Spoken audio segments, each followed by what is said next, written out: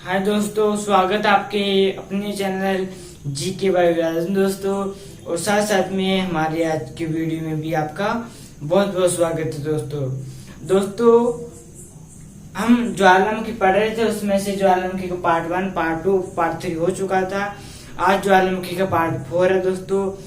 और ज्वालामुखी के पार्ट 4 में आज हम ज्वालामुखी का वैश्विक वितरण देखेंगे। क्या देखेंगे? आज हम ज्वालामुखी का वैश्विक वितरण देखेंगे दोस्तों। तो बहुत ही मजेदार वीडियो है, वीडियो को शुरू से लास्ट तक जरूर देखिए, तभी दोस्तों ज्वालामुखी जो हमारा टॉपिक है वो आपको समझ में आएगा। तो दोस्तों बिना देर साथ वीडियो शुरू करते हैं।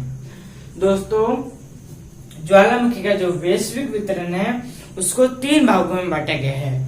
पहला भाग है परिप्रशांत महासागरीय पेटी, और दूसरा भाग है मध्य महाद्वीपीय पेटी, और तीसरा भाग है मध्य अटलांटिक पेटी। क्या दोस्तों 3 भागों में बांटा गया है। ज्वालामुखी के जो वैश्विक वितरण है उनको परिप्रशांत महासागरीय पेटी, मध्य महाद्वीपीय पेटी और मध्य अटलांटिक पेटी। और दोस्तों परिप्रशांत महासागरीय पेटी में पूरे विश्व के, पूरे पृथ्वी के 63% ज्वालामुखी पाए जाते हैं। कहाँ? परिप्रशांत महासागरीय पेटी में। और मध्य महाद्वीपीय पेटी में पूरे पृथ्वी के 21% ज्वालामुखी पाए जाते हैं। और मध्य अटलांटिक पेटी में पूरे पृथ्वी के 16% ज्वालामुखी पाए जाते हैं। क्लियर दोस्तों कि परिप्रशांत महासागरीय पेटी में 63% ज्वालामुखी पाए जाते हैं, मध्य महाद्वीपीय पेटी में 21% ज्वालामुखी पाए जाते हैं, और दोस्तों मध्य अटलांटिक पेटी में 16% ज्वालामुखी पाए जाते हैं पूरे पृथ्वी के। तो दोस्तों अब हम देखेंगे ज्वालामुखी के जो वैश्विक वितरण है उनमें जो तीनों पेटी है दोस्तों, उन तीनों पेटियों के बारे में दोस्तों जानेंगे। तो दोस्तों सबसे पहले हम देखेंगे मध्य अटलांटिक पेटी के बारे में, जिनमें 16% ज्वालामुखी पाए जाते हैं। मध्य अटलांटिक पेटी। तो दोस्तों ये अटलांटिक महासागर है। क्या है? ये अटलांटिक महासागर है। इसका अध्ययन दोस्तों हम पहले कर चुके हैं, आपको याद होगा। तो ये क्या है? ये अटलांटिक महासागर है। और अटलांटिक महासागर में एक कटक है जिसे हम कहते हैं मध्य अटलांटिक कटक। क्या कहते हैं? यह कटक दोस्तों आपको दिख रहा होगा अटलांटिक महासागर में, जिसे हम मध्य अटलांटिक कटक कहते हैं।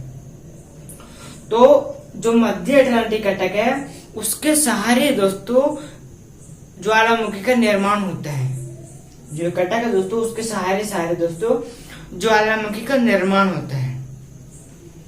जब मध्य अटलांटिक कटक में दोस्तों जो प्लेटें हैं उनकी अपसारी गति होगी।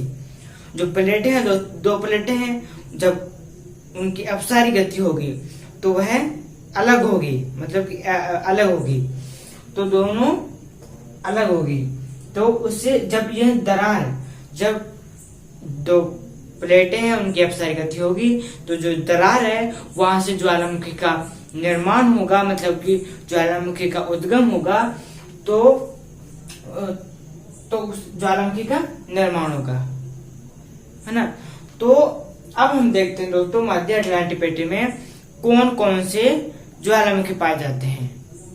हमने देख लिया कि इनका निर्माण प्लेटों की अपसारी गति के कारण होता है, परंतु अब हम देखेंगे दोस्तों कौन कौन से ज्वालामुखी है। तो उसमें से पहला ज्वालामुखी ये सेंट हेलेना द्वीप ज्वालामुखी, जो कि अफ्रीका का है। क्या है? यह अफ्रीका का है, सेंट हेलेना द्वीप ज्वालामुखी, ये यहाँ स्थित है ये। और दूसरा है लोकी ज्वालामुखी दोस्तों। तो लोकी ज्वालामुखी जो आपको 2 नंबर दिख रहा है, ये है लोकी ज्वालामुखी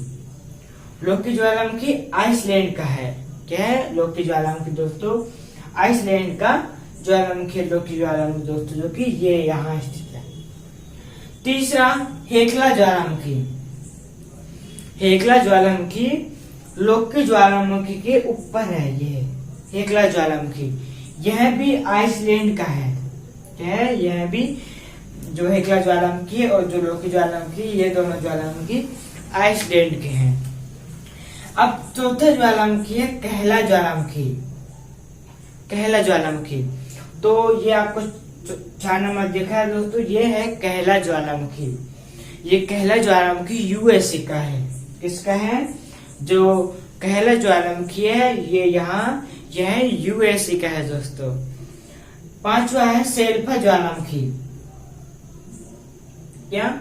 शेल्फा ज्वालामुखी, यह भी यूएसए का है। क्या? यह भी यूएसए का है, ये यहाँ स्थित है। 5वां नंबर शेल्फा ज्वालामुखी, कहला ज्वालामुखी के नीचे शेल्फा ज्वालामुखी। 6वां हेक्सा ज्वालामुखी। तो हेक्सा ज्वालामुखी शेल्फा ज्वालामुखी के नीचे है हेक्सा ज्वालामुखी, जो कि यूएसए का है।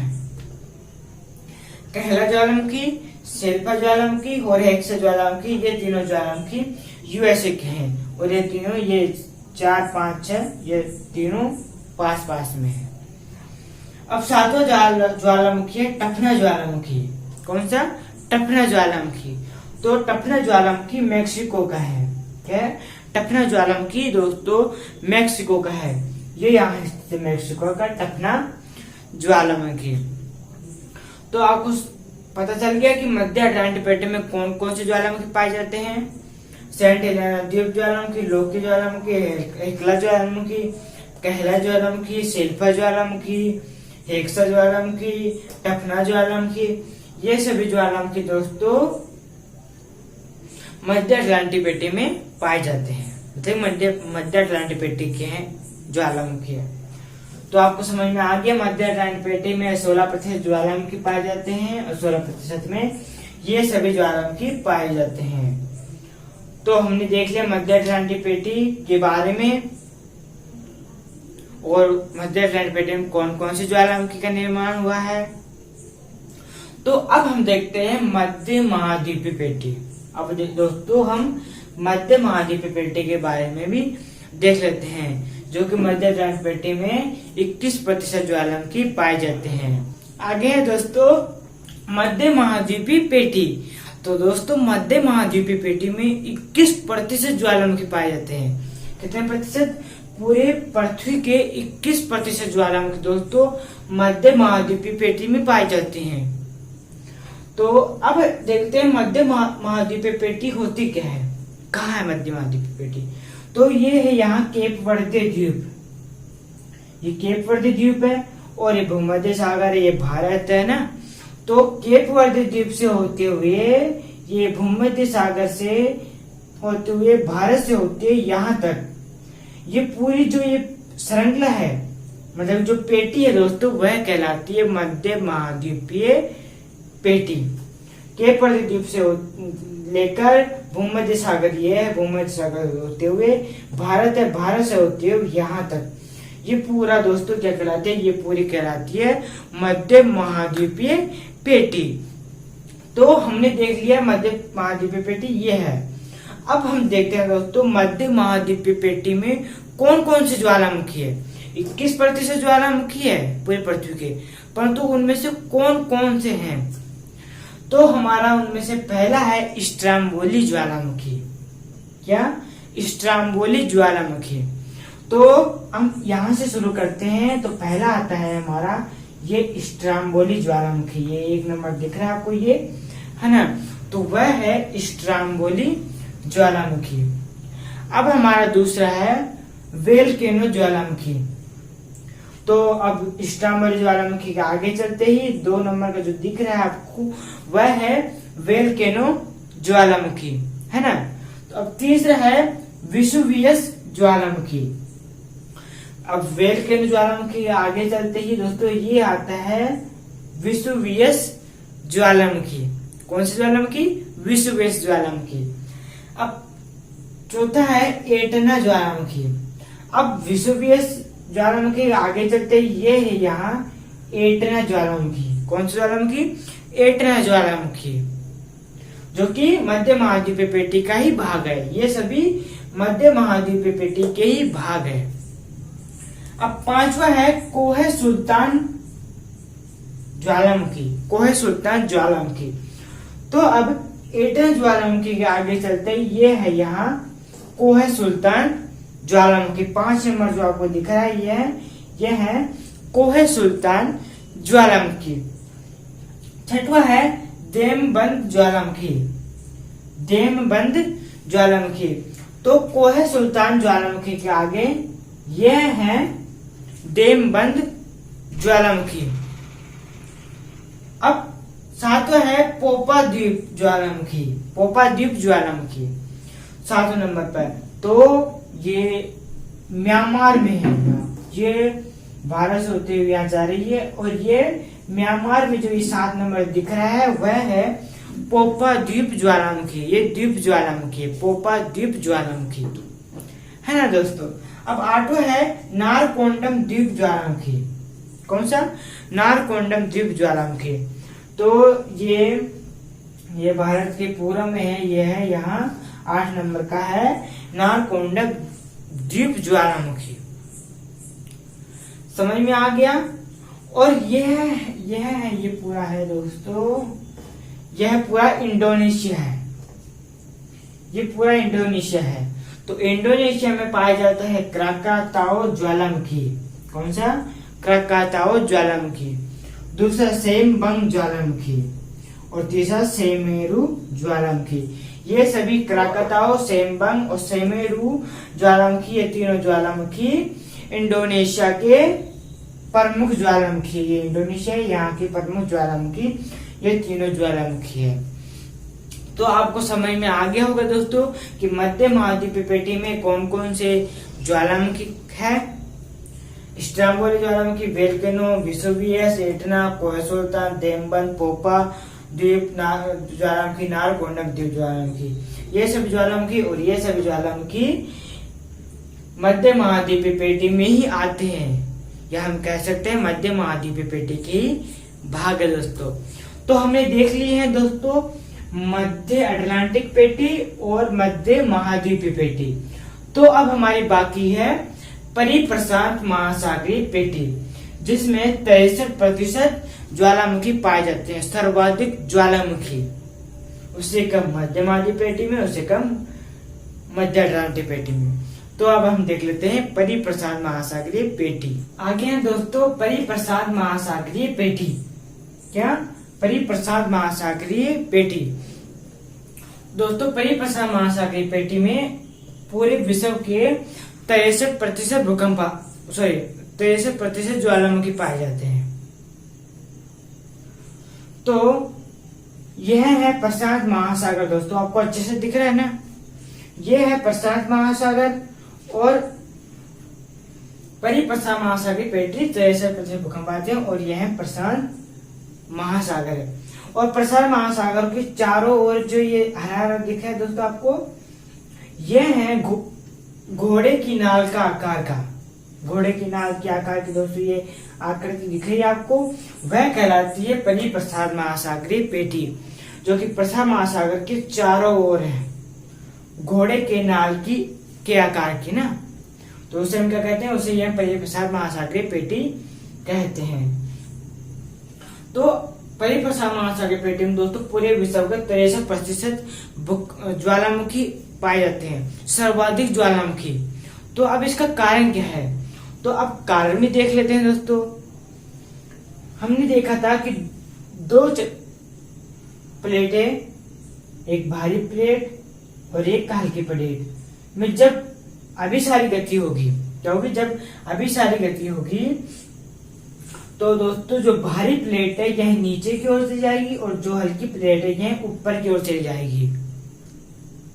जब जो भारी प्लेट है इनमें भारी और हल्की प्लेट में अभिसारी गति होगी, तो जो भारी प्लेट है यह नीचे की ओर चली जाएगी, तो वह नीचे की ओर जाएगी तो वह क्रिया कहलाती है भारी निम्न संकलन क्रिया। क्या कहलाती है? भारी निम्न संकलन क्रिया। और जब हल्की है यह ऊपर चली जाएगी तो वलन होगा, मतलब कि वलित पर्वतों का निर्माण होगा दोस्तों। तो जब दोस्तों जो भारी प्लेट है ये नीचे की ओर चली जाएगी तो ये भारी प्लेट है ये पिघल जाएगी और यह ऊपर जो लावा है या जो मैग्मा है पिघल जाके जो मैग्मा है यह ऊपर आएगा। तो ऊपर आने के बाद दोस्तों धरातल पर तो ज्वालामुखी का निर्माण होगा। तो इसीलिए अभिसारी गति होने के कारण और भारी निमन संकलन क्रिया होने के कारण यहाँ परिप्रसार महासागरीय पेटी में सर्वाधिक ज्वालामुखी पाए जाते हैं। किसके कारण? अभिसारी गति होने के कारण और भारी निमन संकलन के कारण। और परिप्रसार महासागरीय पेटी घोड़े की नाल की आकार की है। देख रहे हैं ना आप, घोड़े की नाल की आकार की। क्लियर दोस्तों? तो अब हम देखते हैं कि जो परिप्रसार महासागरीय पेटी है इसमें 63% ज्वालामुखी पाए जाते हैं। वही इस परिप्रसार महासागरीय पेटी में कौन कौन से ज्वालामुखी पाए जाते हैं? तो बहुत सारे ज्वालामुखी, सर्वाधिक ज्वालामुखी है, इसलिए ये यहाँ से चलते हैं इरेबस से। ये इरेबस है दोस्तों, यहाँ से यहाँ अलास्का है। क्या यहाँ अलास्का है? तो इरेबस से लेकर अलास्का तक 2 भाग है इसके, और यहाँ से लेकर न्यूजीलैंड तक, और ये साइड इरेबस से लेकर अलास्का तक। तो अब यहाँ से चलते हैं इरेबस से लेकर जितने भी यहाँ पूरे जितने भी ज्वालामुखी आ रहे हैं उन सभी के बारे में देखेंगे। तो यहाँ पहला है हमारा दोस्तों ओजोस डेल सलाडो ज्वालामुखी। कौन सा? ओजोस डेल सलाडो ज्वालामुखी, ये यहाँ है पहला नंबर का। दूसरा सबनकाया ज्वालामुखी। सबनकाया ज्वालामुखी, जी यहाँ दूसरा सबनकाया ज्वालामुखी। तीसरा चिम्बारोजी ज्वालामुखी। कौन सा? चिम्बारोजी ज्वालामुखी। तो ये है चिम्बारोजी ज्वालामुखी। अब चौथा है कोटोपेक्सी ज्वालामुखी। कोटोपेक्सी ज्वालामुखी, तो कोटोपेक्सी ज्वालामुखी ये है यहाँ कोटोपेक्सी 5 नंबर का चौथा ये वाला। अब पांचवा है इरनेल ज्वालामुखी। इरनेल ज्वालामुखी, तो ये है इरनेल ज्वालामुखी दोस्तों, है ना। और छठवा है इराजू ज्वालामुखी। कौन सा? इराजू ज्वालामुखी। तो इराजू ज्वालामुखी भी ये है यहाँ 6वां नंबर का इराजू ज्वालामुखी। और अगला 7वां कोलिमा ज्वालामुखी। कोलिमा ज्वालामुखी, तो ये है यहाँ कोलिमा ज्वालामुखी 7 नंबर का कोलिमा ज्वालामुखी। अब 8वें नंबर का है माउंट शास्ता ज्वालामुखी। माउंट शास्ता ज्वालामुखी, तो ये है 8वें नंबर का माउंट शास्ता ज्वालामुखी। 9वां है माउंट हुड ज्वालामुखी, तो ये है माउंट हुड ज्वालामुखी दोस्तों। समझ में आ रहे हैं ना दोस्तों? तो 9वां था माउंट हुड ज्वालामुखी, ये है यहाँ। अब 10वां है दोस्तों माउंट रेनियर ज्वालामुखी। माउंट रेनियर ज्वालामुखी, तो ये है माउंट रेनियर ज्वालामुखी। ये 11 नंबर का है माउंट सेंट हेलेंस ज्वालामुखी। तो माउंट रेनियर ज्वालामुखी के ऊपर ही है दोस्तों माउंट सेंट हेलेंस ज्वालामुखी। अगला है 12वां है कटमई ज्वालामुखी। यह है दोस्तों यहाँ कटमई ज्वालामुखी, अलास्का में कटमई ज्वालामुखी। 13वां है फ्यूजियामा ज्वालामुखी दोस्तों। कौन सा? फ्यूजिया ज्वालामुखी 13 नंबर का ये दिख रहा है आपको, फ्यूजियामा ज्वालामुखी ये है। 4था नंबर का है माउंट ताल ज्वालामुखी। क्या? माउंट ताल ज्वालामुखी। तो दोस्तों माउंट ताल ज्वालामुखी ये है यहाँ 14 नंबर का। 15 नंबर का है माउंट पिनाटुबो ज्वालामुखी। तो माउंट ताल ज्वालामुखी नीचे है दोस्तों माउंट पिनाटुबो ज्वालामुखी। और माउंट पिनाटुबो ज्वालामुखी के नीचे है दोस्तों 16वां मेयान ज्वालामुखी।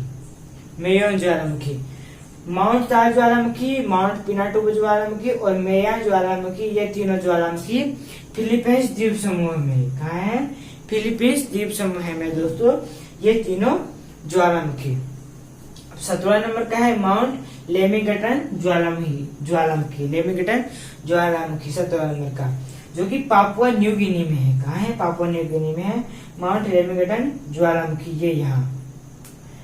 18वां नंबर का है माउंट वाहिट द्वीप ज्वालामुखी। माउंट वाहिट द्वीप ज्वालामुखी, जो कि ये न्यूजीलैंड में है। यहाँ न्यूजीलैंड में दोस्तों माउंट वाहिट द्वीप ज्वालामुखी। तो दोस्तों देखो इतने सारे ज्वालामुखी है परिप्रसार महासागरीय पेटी में, तो इसलिए जैसे इसमें सर्वाधिक ज्वालामुखी है। तो आपको समझ में आ गया परिप्रसार महासागरीय पेटी। इसमें 63% ज्वालामुखी पाए जाते हैं। अभिसारी गति होने के कारण और भारी निम्न सरकारी में सर्वाधिक ज्वालामुखी पाए जाते हैं। और इसकी आकृति घोड़े की नाल की आकार की है। ये यहाँ प्रशांत महासागर है। और इसमें Ojos del Salado, Sabancaya, Chimborazo, Cotopaxi, एर्नेल, Irazu Colima, Mount Shasta, Mount Hood, Mount Rainier, Mount Saint Helens, Katmai, Fujiyama, Mount Taal और Mount Pinatubo, Mayon, Mount Lamington, Mount वाहिड द्वीप समूह, माउंट वाहिड द्वीप ज्वालामुखी। ये सभी ज्वालामुखी है दोस्तों परिप्रसार महासागरीय पेटी के भाग। ये हम इसे कह सकते हैं परिप्रसार महासागरीय पेटी के अंतर्गत ये सभी ज्वालामुखी आते हैं। तो याद हो जाएगी कौन कौन सी ज्वालामुखी है इसमें। और आपको सब समझ में आ गया, परिप्रसार महासागरीय पेटी, मध्य महाद्वीपीय पेटी और मध्य अटलांटिक पेटी। ये तीनों पेटी मुझे विश्वास है आपको समझ में आ गया होगा दोस्तों। तो आज का टॉपिक था हमारा ज्वालामुखी का वैश्विक वितरण दोस्तों, यहीं समाप्त करते हैं। और जो हमारा ज्वालामुखी टॉपिक था वह भी आज समाप्त हो गया, मतलब कि आज पूरा हो गया है। तो ज्वालामुखी का पार्ट 1, पार्ट 2, पार्ट 3 हो चुका था। आज पार्ट 4 था, वो भी कंप्लीट हो गया है। और ज्वालामुखी जो टॉपिक था वो भी कंप्लीट हो गया है। तो दोस्तों अब कल से हम नया टॉपिक शुरू करेंगे, है ना। और तो उसका नाम कल कौन सा टॉपिक शुरू करेंगे वो आपको कल ही पता चलेगा। तो कल का वीडियो देखना नहीं भूलना। तो दोस्तों मिलते हैं कल के वीडियो में, तब तक के लिए सभी दोस्तों को जय जय भारत।